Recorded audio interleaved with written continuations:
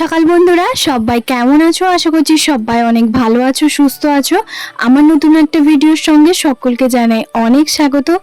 এখন বাজে হচ্ছে তোমার ঘড়িতে সকাল ওই 6:30 7টার মতন। কালকে কিন্তু শ্বশুরমশাই এখানে সবজি কিছু নিয়ে এসেছিলো, সেগুলো আমি আর রাত 9:30 10টার সময় নিয়ে এসছে, তার জন্য টেবিলে ওইখানেই রেখে দিয়েছিলাম। তো এরপরে হচ্ছে ঘুম থেকে উঠে ফ্রেশ ট্রেশ হয়ে এখন কিন্তু সোজা চলে এসেছি রান্নাঘরে যে ঝুড়ির মধ্যে। তো সেখানে আলাদা আলাদা করে সব সবজিগুলো সুন্দর করে রেখে দেব। তো বাড়িতে কিন্তু তোমাদের দাদা ভাই এখনো পর্যন্ত ওঠেনি, যেহেতু ও একটুখানি বেলা করেই ওঠে। ঘুম তো ভেঙে যায়, তবে ওই যে বসে বসে হচ্ছে তোমার ফোন দেখে, না হলে হচ্ছে তোমার একটুখানি শুয়ে থাকে, ওরকমটাই। তো যাই হোক, আমার তো আর এতক্ষণ শুয়ে থাকলে হবে না, যেহেতু এটা শ্বশুর বাড়ি। বুঝতেই পারছো, মেয়েদের তো এতটা দেরি করে শ্বশুর বাড়িতে ওঠা মানে বিশাল হচ্ছে তোমার কেলেঙ্কারির ব্যাপার একটা। তো যাই হোক, এখানে কিন্তু ঘুম থেকে উঠে এখানে সমস্ত সবজিগুলো প্যাকেট থেকে বের করে এখন কিন্তু সুন্দর করে সাজিয়ে রেখে দিচ্ছি। আর এই ঝুড়িটা কিন্তু আমি আগের বার যখন গেছিলাম তখন আমার শাশুড়ি মা বলেছিল, তো আমি এনে দিয়েছিলাম। তো যাই হোক, বাবা এসে দিয়ে গেছিলো, সেই জন্য তোমাদের সঙ্গে আর শেয়ার করতে পারিনি। আমার যে রুমের মধ্যে যে ডাবল ডোরের ফ্রিজটা আছে, এটা আমার ভীষণ শখের একটা ফ্রিজ।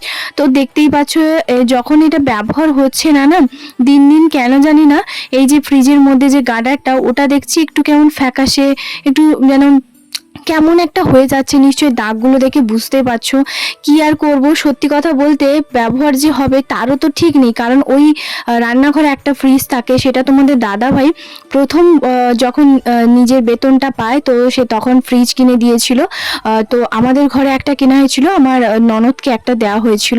তো যাই হোক, এরপরে দেখতেই পাচ্ছ এখানে কিন্তু ফ্রিজটাকে একটুখানি খুলে দেখছিলাম। আর এটাই হচ্ছে আমার অনেক শখের একটা ফ্রিজ। এটা দিল্লিতে ও আমাকে বলেছিল যে 30,000 টাকার মধ্যে তুমি যদি জন্মদিনে কোনো কিছু সোনার জিনিস বানাতে চাও, যেহেতু মেয়েদের সোনার জিনিস একটা শখ, তো তুমি যদি বানাতে চাও অবশ্যই তুমি বানাতে পারো। তো আমাকে প্রথম বছর জন্মদিনে গিফট দিবে বলেছিল। তো আমি ভাবলাম কি, যে তখন নতুন নতুন বিয়ে হয়েছে, সোনার জিনিস শাড়ি এগুলো তো সমস্ত কিছু প্রায় ছিল। যেহেতু আমার জন্মদিনটা হচ্ছে দুর্গা ষষ্ঠীতেই, তো দুর্গা ষষ্ঠীর দিন যেহেতু জন্মদিন, আমি ভাবছিলাম যে আমার না ভীষণ মানে শখ একটা। তো আমাদের কাছে একটা ছোট মিনি ফ্রিজ ছিল, যদিও বা সে মিনি ফ্রিজটাতে ও যখন একা থাকতো তখন ও ঠিকভাবে চলে যেত। তবে আমি যখন যাই দিল্লিতে, তো তখন সমস্ত জিনিস বুঝতেই পারছো, একটা বেশি জিনিস বলতে পারো, বাড়তি জিনিসগুলো থাকে। তো তখন আমি কি করেছিলাম, আমি ওকে বলেছিলাম যে আমার ভীষণ একটা শখ যে আমার একটা ডাবল ডোরের ফ্রিজ হবে শুধুমাত্র আমার। তো তখন ও বলেছিল ঠিক আছে চলো, ওখানে তো অনেক শোরুম আছে। তো একদিনের মাথায় হচ্ছে আমাকে এনে দিয়েছিল, আমি নিজে পছন্দ করে নিয়েছিলাম। প্রথমে আমাদের ঠিক ছিল যে একটা ছোট যেমন নর্মাল ফ্রিজ, তারপরে ওখানে গিয়ে যখন বাজেটটা ঠিকঠাক ছিল, তো তারপরে এই ডাবল ডোরে এলজি ফ্রিজটা নেওয়া হয়েছে, ভীষণ পছন্দের। পরে ঘুম থেকে উঠে একটুখানি বাজারে গেছিলো, তার ফাঁকে আমি চা বিস্কিট এগুলো নিজে বানিয়ে করে খেয়ে নিয়েছি, কারণ ও যেহেতু চা খায় না, আর আমার বাড়িতে সেরকম কেউই চা খায় না।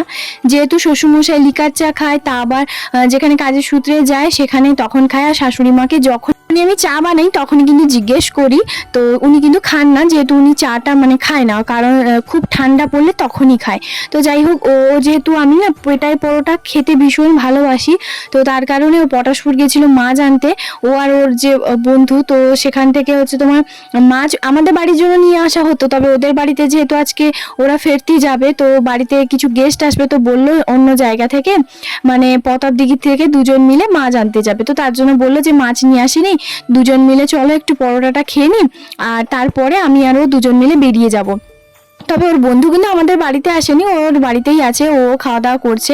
হচ্ছে আমার আর তোমাদের দাদাভাইয়ের জন্য পেটাই পরোটা বের করে নিয়েছি থালাতে, আর আমার কিছুটা শাশুড়ি মায়ের জন্য রেখে দিয়েছি।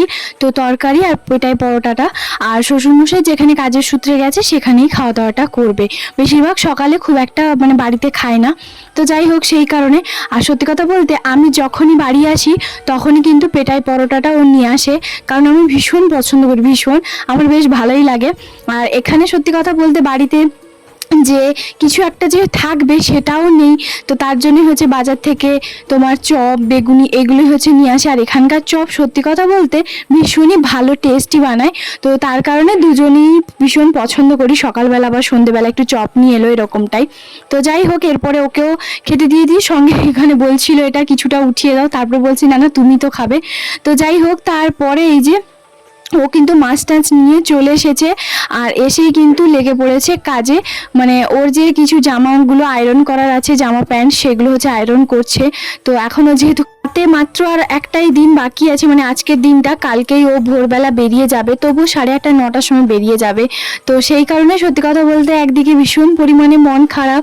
তো যতটা সময় দুজন একটুখানি কথা বলছি এইরকম করছি। তো তারপরে বলছে যে একা থাকবে, সাবধানে থাকবে, নানান ভিডিও হচ্ছে কথাবার্তা। তো যাই হোক, তারপরে আমাকে বলেছিল কিন্তু যে তুমি না তোমার শাড়িগুলো দাও, আমি আয়রন করে দেবো, যেহেতু আমি ওই শাড়িগুলো আয়রন করি না, ওই সব কিছু করে দেয়। দাঁড়াও, বাজার থেকে আম নিয়ে এসেছিল, আর যখনই ও আম কোনো কিছু নিয়ে আসে না, যেহেতু বলতে হয়তো আমার একটুখানি লজ্জা বা হাসি পেলেও সত্যি কথা, আমি না আমের খোসা সমেত খেয়ে ফেলি, মানে আমার ভীষণ ভালো লাগে। তার কারণে ও যখনই হচ্ছে কোনো কিছু আম কেনে তখনই কিন্তু এইভাবে আমের খোসাগুলো একটুখানি পরিষ্কার করে দেখে বুঝে হচ্ছে তোমার কেনে, যেহেতু আমি খেয়ে ফেলি সেই কারণে। তো যাই হোক, বাজার থেকে যে মাছ নিয়ে এসেছিল, এখানে কিন্তু পটাশপুর থেকে মাছ নেয়নি, প্রতাপদিঘি গেছিলো, তো সেখান থেকে এই যে মাছ নিয়ে এসছে। আর মাছের হচ্ছে তোমার দেখি কি বানায়, আমাদের ঘরে তো সেরকম খুব একটা তেঁতুল টক আমচুর টক এগুলো খুব একটা হয় না। তবুও আজকেও আমাকে বললো যে একটুখানি আমচুর টক করো, খেতে বেশ ভালোই লাগবে। তো সেই জন্য হচ্ছে আমি বললাম ঠিক আছে তাহলে আজকে বানাবো। আর এখানে হচ্ছে কোনো সবজি সব কিছু কেটে রেখেছি, তারা মাছটাকে আগে নুন হলুদ দিয়ে মাখিয়ে দিই। আর মাছে না অনেকটা পরিমাণে বীজ দিয়েছে, তো বীজের হচ্ছে ভাবছি আনারস যদি নিয়ে আসতো তাহলে চাটনি বানাতাম। তো দেখি ভাবি এখন যে একটু বড়া মতন করা যায় কিনা, তো বড়া করব। আর ওখানে কিছু সবজি কেটে নিয়েছি। তো যাই হোক, মাছটাকে হচ্ছে তোমার ভালো করে নুন হলুদ মাখিয়ে রেখে দেবো। আর মাছের মাথা দিয়ে, মাছের যে তেলটা দিয়ে ওটা দিয়ে ভাবছি একটু চচ্চড়ি মতন বানাবো। আর একটা তরকারি করবো, বাস 3টে তরকারি করব, তাতেই হয়ে যাবে। কে এতটা পরিমাণে মাছের ডিমের যে বীজটা দেখে আমার শাশুড়ি কিন্তু বলেছিল যে আমড়া দিয়ে চাটনি করলে ভালো হতো। তো আমি বললাম ঠিক আছে, বাড়িতেই তো আমরা আছে, তাহলে নিয়ে আসো। তো পারতে যাবে যাবে করে আর সে আর হলো না, তো আমি আর বেশি কিছু বলিনি। যাই হোক, কারণ ওই যে বললাম সবটাই হচ্ছে আমাকেই করতে হবে, আর এই গাছে পাড়াপাড়ি জিনিস এইসব আমার দ্বারা কোনো কালেই সম্ভব হয়নি আর হবেও না। তো যাই হোক, এখানে কিন্তু মাছের যে তেলটা আছে সেটার এখানে আছে একটা প্লাস্টিকের কন্টেনারের মধ্যে বেশ অনেকটা পরিমাণে মাছের ডিমটা আছে, এটা এখন ফ্রিজে রেখে দেবো বলে। এখানে হচ্ছে তোমার একটুখানি চচ্চড়ি বানাবো। তো চচ্চড়ির জন্য 5 ফোড়ন, শুকনো লঙ্কা আর একটুখানি পেঁয়াজ দিয়েছি। তো এবারে হচ্ছে ভালো করে ভেজে যে যে সবজিগুলো কেটে রেখেছিলাম তার মধ্যে আছে হচ্ছে একটুখানি ভিন্ডি আছে 2-4টা অল্প করে দিয়েছি, আলু আছে, কুঁদরি আছে, বেগুন আছে। তো এগুলো দিয়ে ভালো করে হচ্ছে তোমার চচ্চড়িটাকে ঢাকা চাপা দিয়েই রান্না করব। এতে শুধুমাত্র নুন হলুদ আর কোনো কিছুই না, দুটো যেহেতু শুকনো লঙ্কা এইগুলোই হচ্ছে দেওয়া আছে। আর আমাদের চচ্চড়ি তো ঠিক এভাবেই হয়। তো যাই হোক, এবারে হচ্ছে ভালো করে কিছুক্ষণ হচ্ছে তোমার নাড়াচাড়া করব, তারপরে ঢাকনা দিয়ে নুন হলুদটা দিয়ে হচ্ছে তোমার ঢাকনা চাপিয়ে হতে দেব। তো যাই হোক, এখানে যেহেতু ভিন্ডিটা আছে, আর আমি তো জানো ভালো করে অনেক দিন হয়ে গেল আমি ভিন্ডি খাইনি, তো আজকেও সেরকম অল্প একটুখানি নেব, যেহেতু অনেকটা হয়ে গেছে। এখানে কি হয়েছে জানো তো, জামা কাপড় কাচতে আমাকে বলেছিল, আর ও জানে না যে ওই প্যান্টটার মধ্যে হচ্ছে তোমার ওই 1,500 টাকা না 1,600 টাকা মতন আছে, সব টাকা ওর হচ্ছে আমি জলে এইভাবে দিয়ে দিলাম। কিছু করার নেই, সঙ্গে সঙ্গে ভাগ্যিস আমাকে বলেছিল তুমি জামা কাপড়গুলো ডুবিয়ে দাও, আমি কেচে দেবো। কারণ ও চান টান করবে, জামা কাপড় কাচাকাচি করবে, এইগুলোই করবে। তো সেই কারণে দেখতেই পাচ্ছ এখানে টাকাগুলোকে না এক একটা আমি জানলার সাইডে হচ্ছে তোমার খুলে খুলে রাখছি। তারপর ভাবছি জানলাতে এখানে রাখলে তো হচ্ছে তোমার মাঠের দিকে মানে হাওয়াতে হচ্ছে তোমার উড়ে চলে যাবে। দাঁড়াও, এগুলোকে এখন বিছানাতে নিয়ে যাই। আর এইভাবে ফ্যান তো সব সময় চালানোই আছে, ফ্যানটা চালিয়ে এখানে যে আয়রনের যে প্যাকেটটা আছে সেই প্যাকেটটা হচ্ছে চাপিয়ে দিয়েছি। এখানে দেখতেই পাচ্ছ 1,500 আর 1,600-1,700 টাকা আছে। তো সব টাকা হচ্ছে আজকে ভিজে যেত পুরো। ভালো করে যদি ও কাচাকাচিটা করতো তাহলে তো যেতই, একদম সব মুড়ে একদম অবস্থা খারাপ। তো এখানে দেখতেই পাচ্ছ চচ্চড়ি করেছি, আর করেছি মাছের ডিমের হচ্ছে তোমার ভাজা, আর করেছি হচ্ছে তোমার একটুখানি এই যে মাছের টকটা বানিয়েছি। তো যাই হোক, আমচুর দিয়ে বেশ অনেক দিন পর হচ্ছে টকটা বানাচ্ছি। তার কারণ কেন বলো তো, ও নিজেই বললো যে একটুখানি টক খাবে, কারণ অনেক দিন হয়ে গেছে সেই ঝোল ঝাল এগুলোই খাওয়া হচ্ছে। আর টকটা কিন্তু এমনি 2-3টে মতন আমচুর দিয়েছি আর একটু টমেটো দিয়েছি, ব্যাস ওইভাবে সর্ষে বাটা দিয়েই হচ্ছে তোমার বানিয়েছি। তো টকটা হচ্ছে এখন ফুটছে, তার আগে এখানে হচ্ছে আমি সব কিছু ঢাকা দিয়ে দিই। তো চলো, কিছুক্ষণ পরে প্রায় অনেকটা সময় পার হয়ে যাওয়ার পরে এখানে দেখতেই পাচ্ছ খেতে বসে পড়েছি।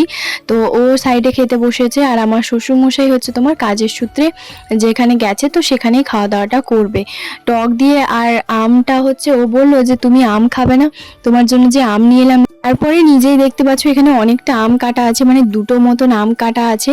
আর এই যে শাশুড়ি এদিকে খেতে বসছে। আমাদের বাড়িতে সবাই কিন্তু একসঙ্গেই খেতে বসি।